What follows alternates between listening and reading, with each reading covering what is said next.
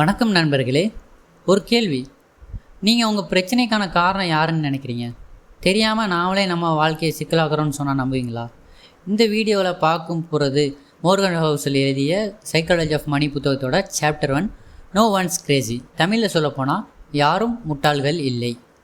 ஒருவருக்கு 5000 ரூபாய் சம்பளம் வருது. அவர் அந்த பணத்தை திட்டமிட்டு ஒவ்வொரு ரூபாயும் சேமிக்கிறாரு. மற்றவருக்கு 1 லட்ச ரூபா சம்பளம் வருது. ஆனால் கடன் வாழ்க்கையில் மூழ்கி இருக்கார். இதில் யார் முட்டாள், யார் புத்திசாலி? நாம் இப்படி யாரையும் தீர்மானிக்கக்கூடாது.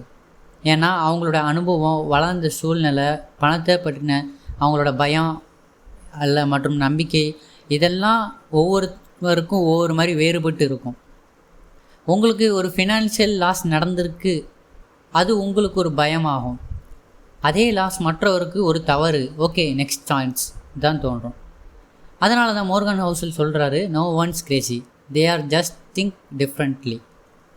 நம்ம எல்லோரும் பணத்தை பற்றி ஒரு மனநிலை உடையவங்க. ஒவ்வொருத்தருக்கும் ஒவ்வொரு மனநிலை இருக்கும். அது லாஜிக்காக இல்லை, எமோஷனாக இருக்குது. 1990 2000 வரைக்கும் வாழ்ந்தவங்க ஸ்டாக் மார்க்கெட்டில் ரொம்பவே க்ரேஸாக இருப்பாங்க. அதே 2008 ஸ்டாக் மார்க்கெட்டோட கிராஷை பார்த்தவங்க ஸ்டாக்கு பக்கம் கூட திரும்பி பார்க்க மாட்டாங்க. அவங்களுடைய அனுபவங்களும் அவங்களோட ரியாக்ஷனும் வேறு மாதிரி இருக்கும். அந்த அனுபவங்கள் தான் யாராவது வீட்டை வாங்கணும் அப்படிங்கிறதுக்காக 10 வருஷம் சேவ் பண்ணுவாங்க.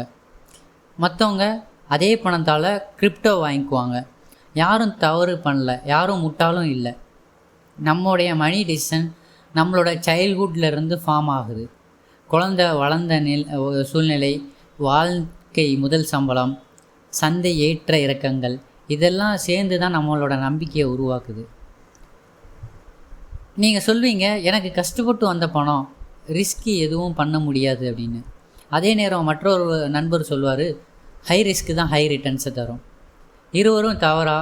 இல்லை, இருவரும் அவரவர் அனுபவத்தின் அடிப்படையில் வாழ்கிறாங்க. இந்த புத்தகத்தோட முதல் முறை பயணத்தில் சொல்ல வர்றது என்னென்னா, stop judging others, money choices, start understanding their background. மற்றவர்களுடைய ஃபினான்ஷியல் பேக்ரவுண்டை, ஃபினான்ஷியல் பிஹேவியரை புரிஞ்சுக்கிட்டு நம்ம இன்ட்ரோஸ்பெக்ட் பண்ணலாம். நம்ம பண உணர்வு எங்கேருந்து வந்தது? அடடா, நீங்கள் இந்த வீடியோ பார்த்த பிறகு இனிமேல் யாரும் பணத்தில் ஒரு முட்டாள் மாதிரி நடந்துக்கிட்டால் கூட நீங்கள் ஒன்றும் சொல்ல மாட்டீங்க. ஏன்னா அவர் வேறு பார்வையில், வேறு அனுபவத்தில் வாழ்கிறாரு. இந்த வீடியோ உங்களுக்கு புரிந்திருக்கும் நம்புகிறேன். இது psychology of money chapter 1. Like பண்ணுங்கள், கமெண்ட்டில் உங்களோட அனுபவத்தை சொல்லுங்கள், சப்ஸ்கிரைப் பண்ணுங்கள். அடுத்த வீடியோவில் உங்களை சந்திக்கிறேன். நன்றி, வணக்கம்.